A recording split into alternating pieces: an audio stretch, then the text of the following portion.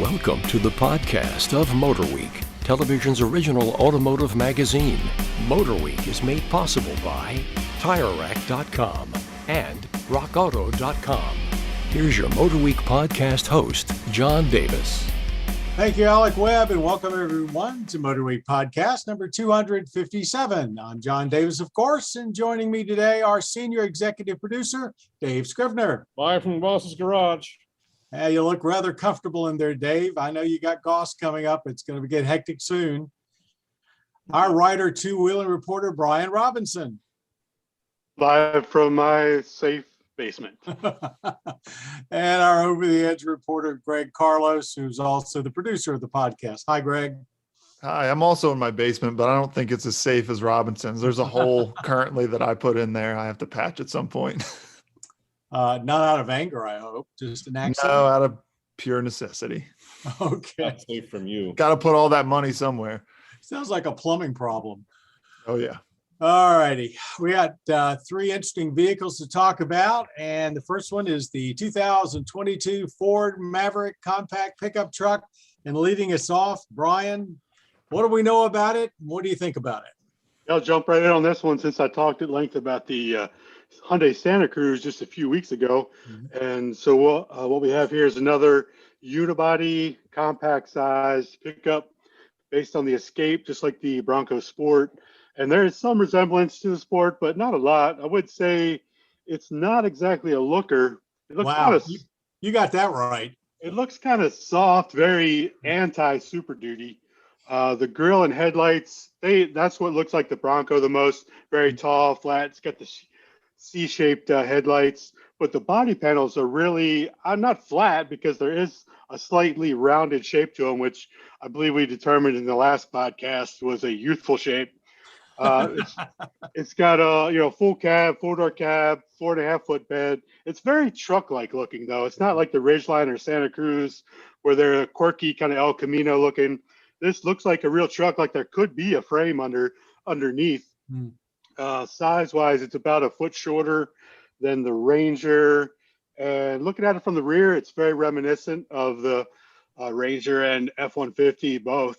So it looks like a real truck. The bed, it's a real truck bed. There's no in-floor storage or anything like that, like the Santa Cruz has or any tonneau, integrated tonneaus. It's just a normal truck bed. They put a few things in there to make it a little more functional with dividers and stuff like that. But one final thing about the body, it looks like it's an injection molded piece of plastic, like a model kit. Like the gaps are like hardly there at all. It looks kind of cool in that way, but not real rugged otherwise. Anyway, getting to the good stuff, standard 190 some horsepower hybrid engine. Standard hybrid. Yes, 40 miles per gallon in the city. Then on top of that, it starts at just under or slightly over $20,000. So not only is it the cheapest pickup truck you can buy, but it's the cheapest hybrid of any type you can get. So I don't know. We don't know what the Santa Cruz is going to cost yet. I guess maybe Hyundai waited for Ford to announce their pricing. They'll probably announce theirs real quick, maybe be a little less. I don't know, but compared to the Santa Cruz, the upgraded engine in the Maverick is a 2-liter EcoBoost at 250 horse. I think the Santa Cruz's upgrade is a 275 horse. Santa Cruz will tow about 1,000 pounds more. And if you want all-wheel drive in the Maverick, you got to get the 2-liter. The hybrid is front-wheel drive only. Question, Greg. Oh, I'm glad you saw my hands raised. The other point about the towing that you made was 4,000 pounds max towing for the Maverick, which is actually only when you get the 4K towing package, right, which is like extra $700 or something. And you can only get that with the all-wheel drive model, which has the EcoBoost. I think the base standard towing is 2,000 for the hybrid and the EcoBoost without the 4K package.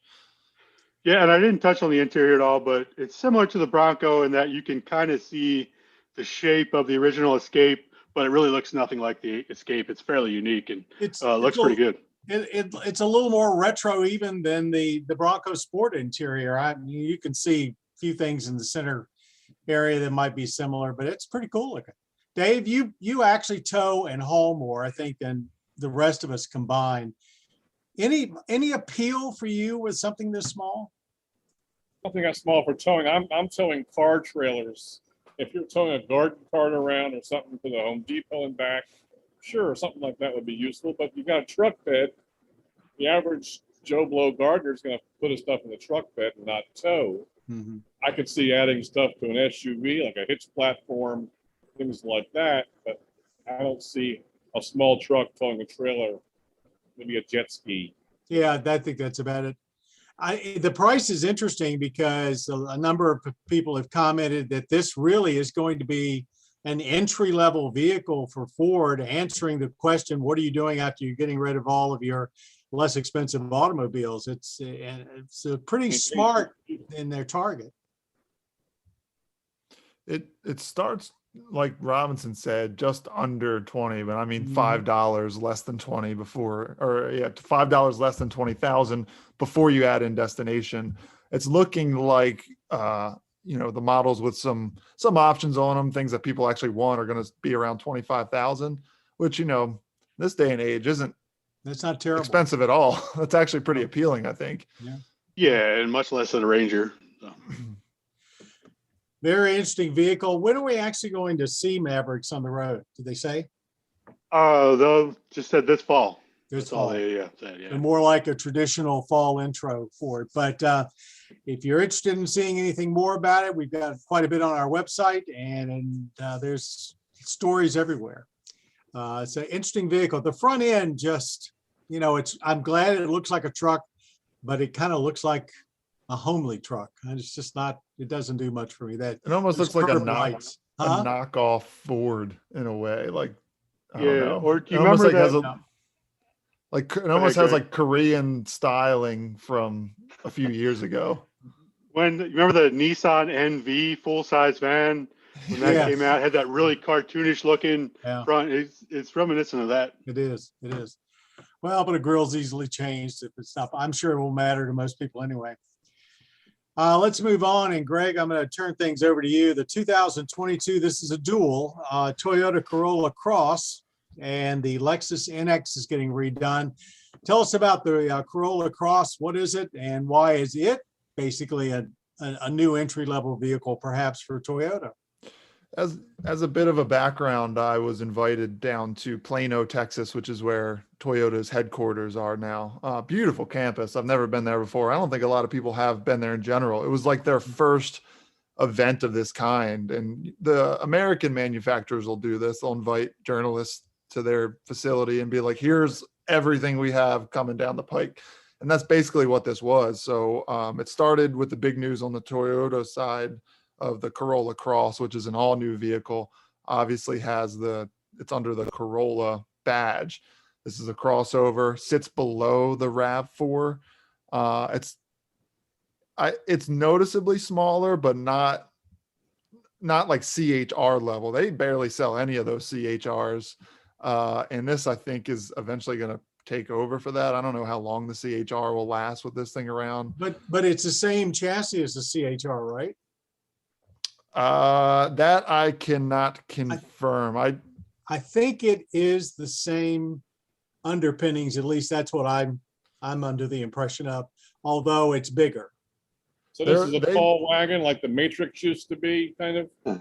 That's what I first thought, but it looks just like a scaled down RAV4. It's literally a mini RAV4. And yeah, I mean, to be brutally honest with you, the day I was with them last Wednesday, it was like being at an auto show. I went from press conference to press conference from 8 a.m. till 4 p.m. And that's not an exaggeration. So I was hit with so much information that some of it just honestly went right through my ears.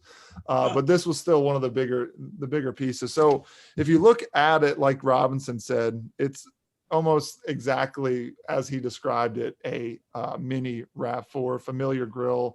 And it kind of ties into the Corolla inside. The material quality, I crawled in it. We couldn't drive it. I could only crawl in and touch things like I normally do in cars. And it's not luxury. I mean, we've kind of gotten to see Toyota come out of their shell with like luxury and the Venza and things like that. This definitely is more of like the economy oriented interior. There is some technology, standard Apple CarPlay and Android Auto, available wireless charging, USB ports, but it's definitely aimed at a Corolla owner who is growing out of their Corolla and needs something bigger, but might not necessarily want to pay the price for something more. Front wheel drive or all wheel drive, 2-liter 4-cylinder engine, 169 horsepower, connected to a CVT. I know not many people are happy about that, but that's just what it is. It helps with fuel economy, which for front wheel drive is 32 miles per gallon combined. This is estimated, and 30 miles combined for the all-wheel drive model. Yeah, that's actually pretty good. So, and you can option it up like XLEs. You can have a pretty nice one with a power lift gate, like I said before, wireless CarPlay. So they're able to throw in some of the technology that I think people in this class want, buyers in this class are going to want. It's just not, and it's a lot like Toyota is in general, just pretty conservative, but everything you want is there. And so yeah, that was it. Besides, they also, Toyota had the new 86 there. I got to ride in that on the track. But the other big news came from Lexus. Shocker, it's another crossover. And this is the all new NX. Hopefully it's better than the last one. And it is, by all accounts, what I've seen, it is a lot better than the previous one. So much so that they are debuting their all new media interface in here, which kind of goes to show what they're putting their money into SUV wise. It's not necessarily the RX, which for years, decades was their SUV, their bread and butter. Now it's the NX. They're debuting their all new multimedia interface, which does away with that terrible trackpad thing. Thank you. Which they've admitted was bad. And so we're up to a 14-inch screen that's available, standard 9.8. It's a touch screen. You can directly touch it. It's fine. And they've put a lot of effort into voice control. So you say, hey, Lexus, it responds. You can change climate, do all kinds of things in there. But this NX is not just a refresh. I mean, it is basically all new from the ground up. They've restyled it, which was already an okay looking SUV. Now it looks a lot better. But if you'll notice in the back, they went to a cohesive taillight design. I can't say taillight for some reason, where it's almost like Dodge has, where the whole ring goes around all the way across. It's all one long oval. Looks really nice. And they did away with the Lexus badge on the rear. It is now a Lexus script. The Lexus badge is on the front, but on the back, it is written out Lexus because they say that it provides a more luxurious feel, I guess, because you've seen it on like Porsches. The Macan, I think, has it written out, things like that. So scripting instead of block letters, and that's exactly. Okay. All right. Sold. Sign me up. Yeah. Well, and the powertrains. I haven't even gotten to the powertrain. Don't shoot the messenger. The 2.4 liter turbo 4-cylinder, 350 horsepower, new 8-speed transmission, 275 horsepower, 0 to 60 in 6.8 seconds, which shaves off quite a bit from the previous. But the biggest news will be the plug-in hybrid, which uses a 2.5 liter gas engine combined with a new lithium-ion battery pack, 36 miles of all electric range. It's decent. That's pretty decent. We're talking RAV4 Prime levels, which I got to drive that too recently. I think everybody has at MotorWeek. And that's quick. So that actually will be the quickest NX, just like the RAV4 is. It's 6 seconds to 60. But like I said, you didn't get to drive it, did you?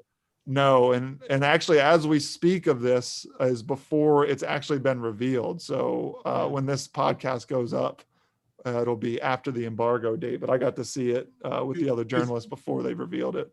My number one question, and we won't know till we actually do have a ride and drive, is will it ride better? Because I think the old NX just had a terrible ride, again, because of that CHR chassis, I think. or whatever it's called. Like you said, it's not hard to outride the previous NX, but No. they extensively reworked the suspension according to Lexus. So I'd have to imagine it's better because it seemed like the NX it's the hot segment, but their offering just wasn't great. So now that they realize they have to sell well and put together a really good product in this segment, I think that's what they've done. Any other comments from anybody? Boy, that really wowed everybody. I can see. Well, is the Brian. NX RAV4 size, or that's the smaller one? Which one is the UX? Refresh my memory here. Oh, maybe I'm getting them confused. Was it the UX that was such a harsh riding vehicle? But I thought the NX was too.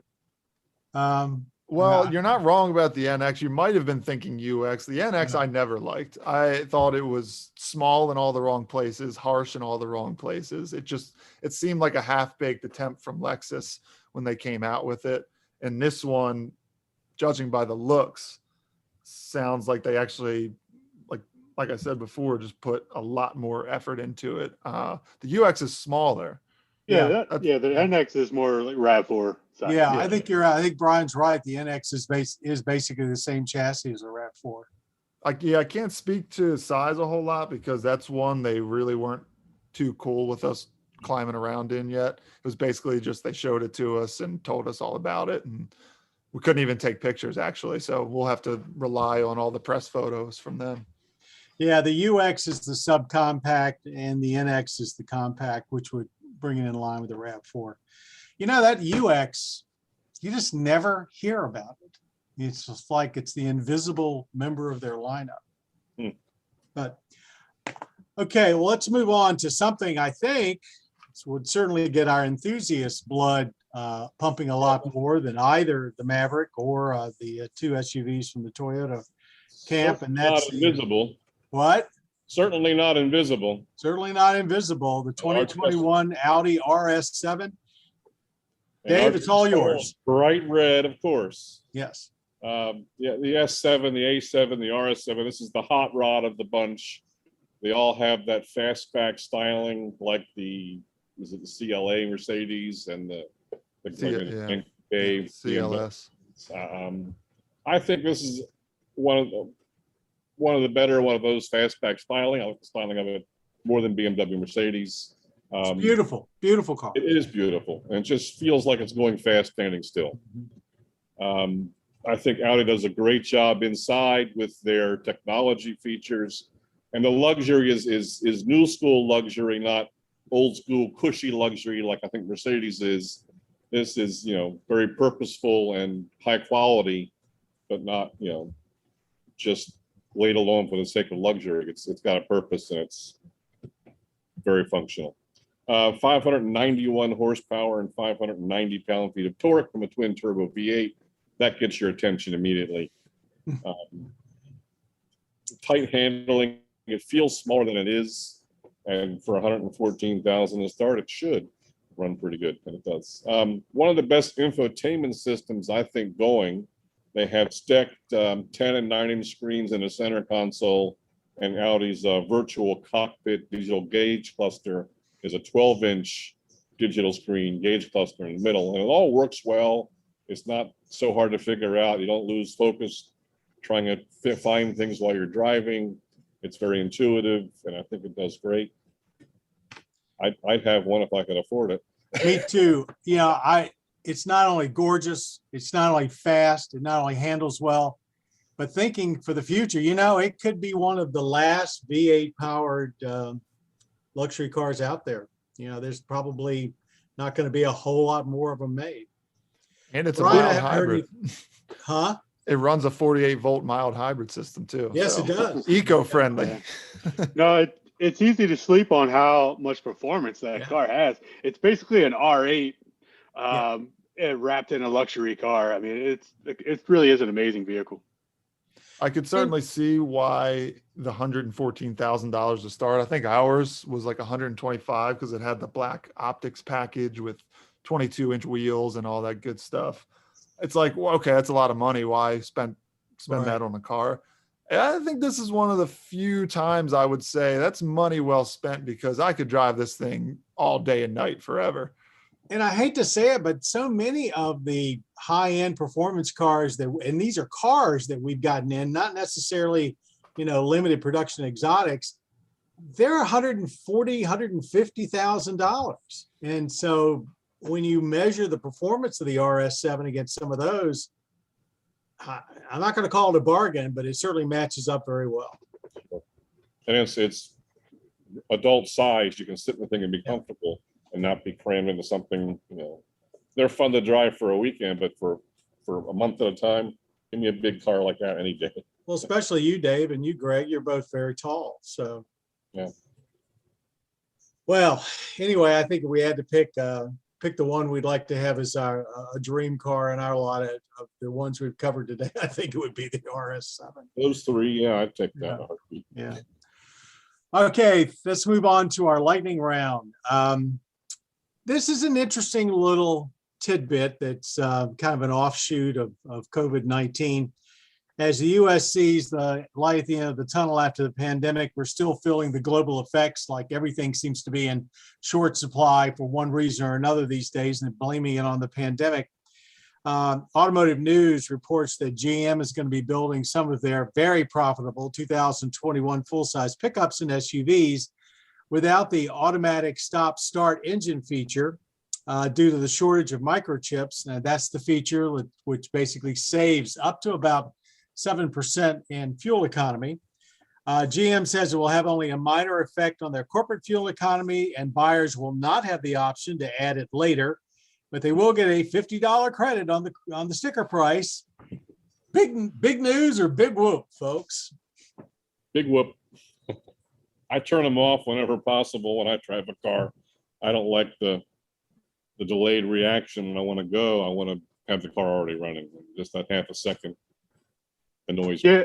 Yeah, just following along on that, I think they really missed a great marketing opportunity here, because I know there are a ton of people out there that would have paid $50 not to have auto stop start. So if they would have made it optional to pay $50 and have it removed, they could have made a ton of money instead of giving everyone $50.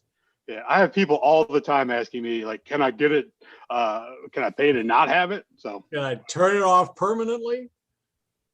Yeah, I haven't seen any polls, but I bet if someone did a poll, of the most unpopular new feature on modern cars is automatic stop start. It's got to be number one. Yeah, the golf cart feature. Yeah. It's a big deal if you're some sort of obscure GM SUV or pickup collector, because you can go back to 2021 and be like, I got one of 100 models or whatever that didn't have the auto stop start feature. Good stuff on it, man. Yeah. It just makes that vehicle a little less complex, and in the long run, that's probably going to be a positive.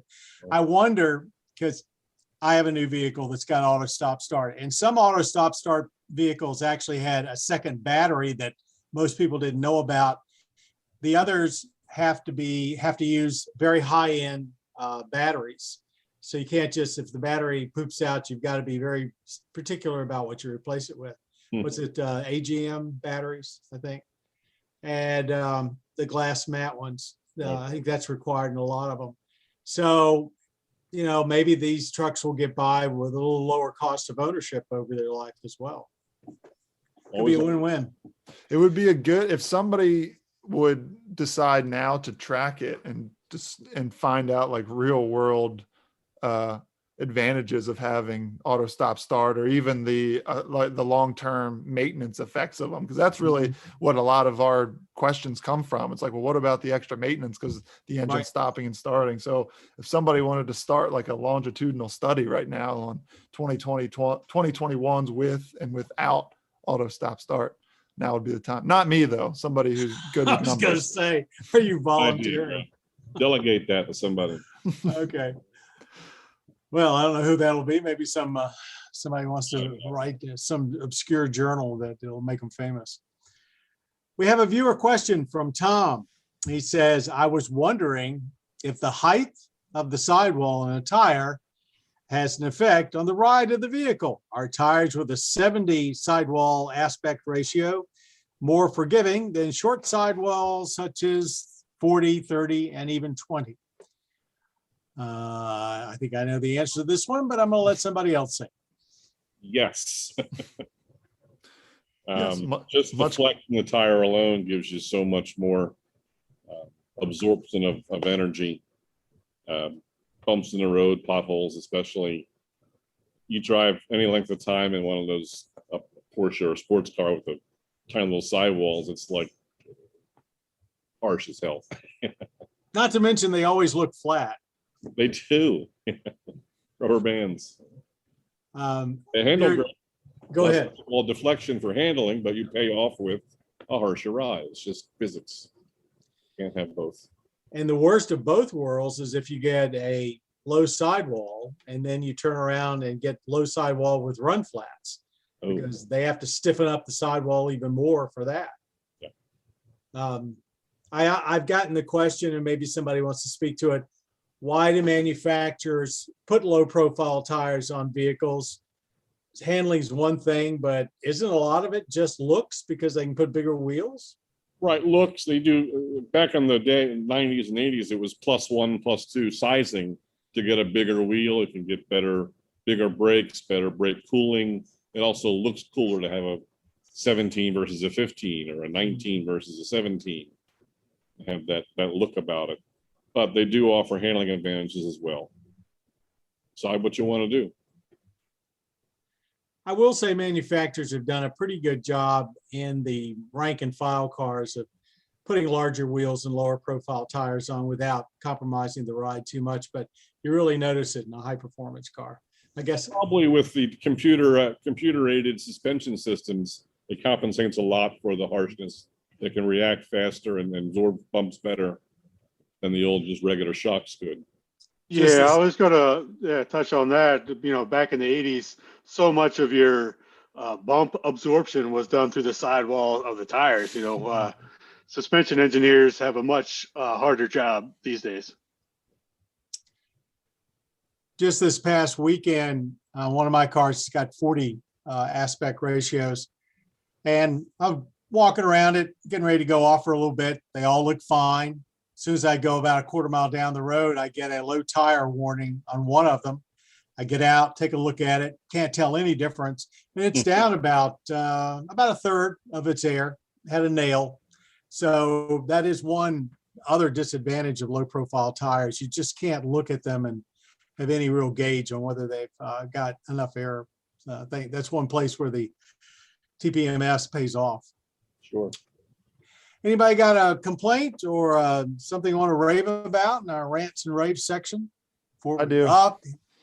The hand is recognized. I've been bearing this one for a while. Other things come up, but I don't know how you guys feel about when you get into certain car manufacturers who use their drive modes where they have normal, sport, eco, whatever it is, but then they're starting to throw in these like adaptive ones where it's like a little bit of everything at once. I think Kia and Hyundai call it smart. I'm blanking on the other manufacturers, but I have found it as anything but smart. I would rather just pick a drive mode and stick with it, because when it's constantly trying, like if it thinks you're on the throttle just enough, then it wants to throw you in a sport mode and you're not ready for it. Or if you're like, you do want it to be engaging and you want that response, it's like not there. So in my experience, it's just never in the setting I want it to be in. And that's what it's supposed to do, is it's supposed to be ready whenever you are, but I don't think that's really the case. Yeah. So my recommendation is if you have one of those cars, just pick a mode you want and just do it yourself. Stay there. Yeah, I agree. Yeah. I find a lot of this gadgetry, it reminds me of when they first came out with the self-shifting automatic transmissions. It's kind of like a one-trick pony. You did it once or twice. It's kind of, okay, let's say it was a little fun, and then you never used it again, or you just forgot about it, or you decided you didn't like it, whatever. Yeah. Sometimes I think they overthink these things, trying to find new features where they really don't need them. The old slapstick, they called it, or something. The old slapstick. Yeah. Shtick. Yeah, and a Dodge Intrepid. It was really a performance experience. Right. All right, everybody, we're going to wrap this up. I want to thank Dave, Brian, and Greg for being our able contestants, as it were, attendees on our podcast number 257. Also want to thank the folks behind the scene, Jim Bigwood, our audio engineer, who polishes everything up before it goes out.